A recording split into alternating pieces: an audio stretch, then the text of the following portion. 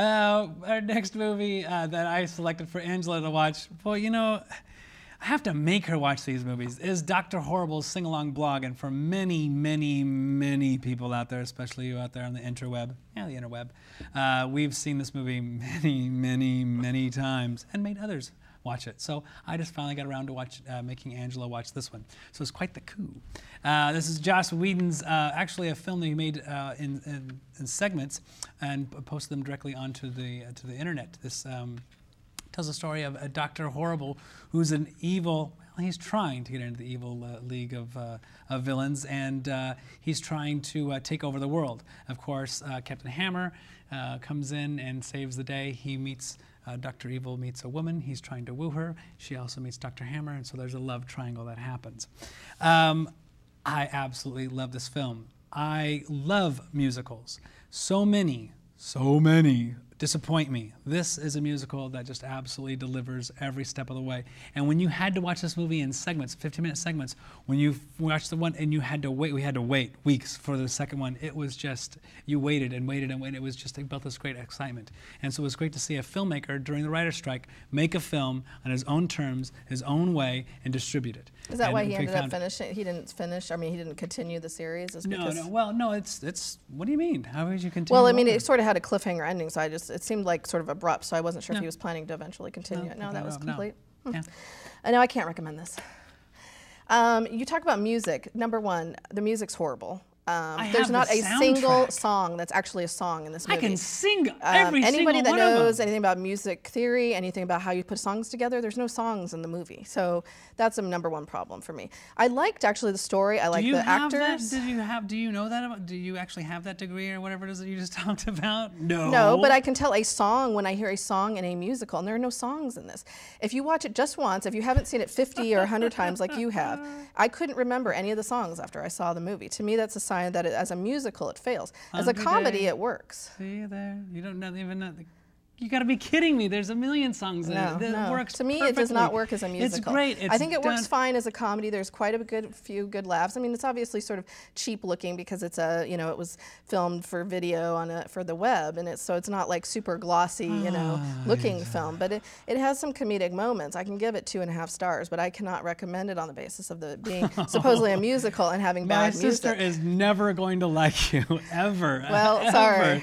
You got to be kidding me. Angela, I do not follow the cult of Joss Whedon. I don't follow anybody's cult. I just have to go my own way. Film. I actually own the soundtrack. This is one that I actually own and sing. My whole family knows this one. Everyone in my family knows this one. We all love this movie. It's just the joy of a musical. It's joy of the music. Joy of the musicals usually have songs you can remember. These are songs. All of these songs. I know every single one of them. I have because you've seen the movie numerous times. And I enjoyed it so much that I watched them again. I can't believe you didn't. They all sounded about the same. All the songs had a really similar rhythm, exact same sort of pattern, very da da da da da. They needed someone with a little bit more musical training to shake it up. It was very fun. It was inventive. It played a lot on the superhero mythology, especially with the villains. And I did like Nathan as as Captain Hammer. I liked the characters. I thought that he was very funny. I liked that he was playing like the Superman type guy, but as basically a jerk. So I liked all those aspects of it. I liked turning the mythology on its head. Neil Patrick Harris is absolutely I just wish they had not done it as a musical. And hilarious in this movie. I just wish they hadn't done it as a musical. Oh, Angela, you know nothing about music or musicals. I can't believe I know nothing about music. I think you should question that a little bit more. No, because your husband is a musician. That doesn't yeah, make but I you, hear a lot about music theory and music composition through the grapevine, and doesn't there's things necessarily you put matter away if it's something that's hummable and something that's memorable. That's definitely music. I mean, as much as I hate movies like The Sound of Music, even at least it had songs. There were songs within there. So these are what vignettes. Is that what you were going to say? They're sort of like vignettes. They're sort of like little, I don't know. Yeah, they weren't quite songs. Okay, so it's a vignettical. And so would that work? I mean, I cannot believe this. I thought this was a really easy slam home run for you. No, Stagecoach was. That was a good one. Oh, taste has left. So we'll move on to our next movie, which is Army of Shadows, directed by the great And I hated it. Jean-Pierre Melville from 1969. And it's a classic a tale of, during World War II, and it's the French resistance troops trying to, and it goes in sort of the ins and outs in the daily lives of a group of people that are leading the French resistance in their own small way. It's one of my favorite movies of all time, and I think, I'm almost sure we've reviewed it on the show before, but Bryan didn't remember seeing it, so I thought, well, he should watch it again. So, what do you think? We're on TV, so you could talk about the movie anytime you want now, rather than playing up for your nephew behind the camera. I don't know what the point is anymore. Oh gosh, give me a break. You made me watch Jackass. Just remember that. This is a fantastic film. This is definitely a classic. So good that I didn't remember reviewing it before. Apparently on the show, I remember the second half really well, and it kind of clicked once things started to get going. No, this is a beautiful looking film. That was, we always talk about the look of a film, or whatever, but this is just one that just, the lighting is absolutely fantastic. When they go in and there's a scene where they're deciding on how to execute someone who has been a traitor to their cause, and they're trying to figure out, well, we can't shoot him because there's neighbors next door. Will someone get a knife? Would that be too brutal or too messy? Well, we could strangle him. And you're looking at it going, gosh, those floors look fantastic. I mean, you're doing something right. But as well as the drama, especially in that scene, nothing. What I really enjoyed about it is nothing is played up. The score barely comes in and touches some scenes. Nothing is amplified. Nothing is amped up to let you know this is very serious, this is tragic, this is sad.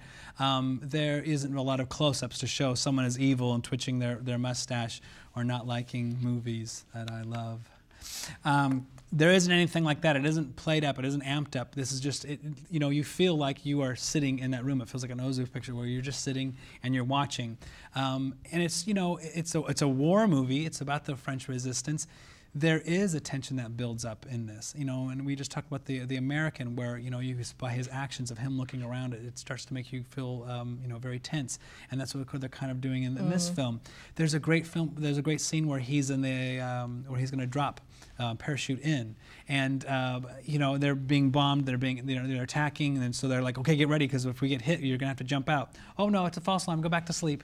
I mean, he's constantly on edge, they're constantly pushing for it. It's not filled with a lot of politics, which I also like. A lot of times there's big speeches or something in here, and this is what we're gonna do, and here's a map of a place that you've never been before, and we're gonna go down 5th Street and go over here because you have to do it, blah, blah, blah, blah, blah, I don't know. It's more personal than that. It's sort of about their experiences, And so that I really enjoyed, and there's some great relationships with these people that all have the common cause. And I really enjoyed that, especially the actress who comes in, who we can't think of her name. I'm pretty sure it's Simone Signoret. I'm not really close, but she was a famous French actress. She blows the doors off. I mean, she's just absolutely fantastic. She has aged. She's obviously a little older than the last films that we had seen her with Castillon, but she's still stunning. She's a knockout. They show her trying all these different disguises, but it's not like that. It's not a Hollywoodized movie, but she really just knows how to exude whatever she needs to exude. If she needs to be in there as a soldier, she's a soldier. She's absolutely fantastic in the strength in her character. And they have a little moment between her and the main character where she places her hand on his after she's rescued him. The rescue might be the only thing that was a little contrived, but I was so happy that it happened. There was an action scene in the plane, and so there's a few, it's an entertaining movie, I think. There's a great scene with her when they have to go in, they go in disguised as Gestapo agents. And to me, it's like one of the all-time great examples of how to build tension and suspense in a movie. Because when I was on the edge of my seat every time I watched that scene, even though I've seen the movie 4 or 5 times, I still sit on the edge of my seat when that scene comes up. Oh my gosh, are they going to get caught? Because everything that could go wrong possible. And it's literally sort of the going into the wasp's nest, going into the lair type scene, and you're just waiting for something bad to happen. So it was just amazing. And that's why, again, they don't point it out. They don't have the music playing, and so you kind of, part of me, you sit there and watch it and go, don't they know they could be in trouble? Don't they? Does somebody know they're going to be in?